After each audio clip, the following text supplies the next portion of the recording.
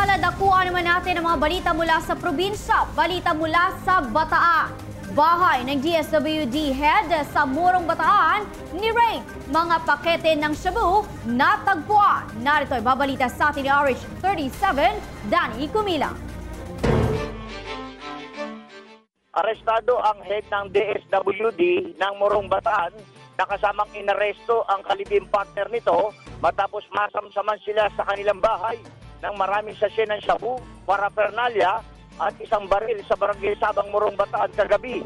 Kinilala ang mga naaresto na sina Yolanda Manalo, 48, head ng DSWD ng Morong at kalibing partner nito na si Resty Viray, 46, na driver ito ng nasabing ahensya. Sinalakay ang bahay ng mga ito ng pinagsanib na pwersa ng PPSC, CIDG, PIB at Morong PNP. Sa bisa na rin ito ng search warrant na inisyu ng RTC Branch 3 Balanga City. 23 piraso na sachet ng shabu ang nakumpiska sa bahay ng mga ito. Mga paraphernalia at isang baril na airgun.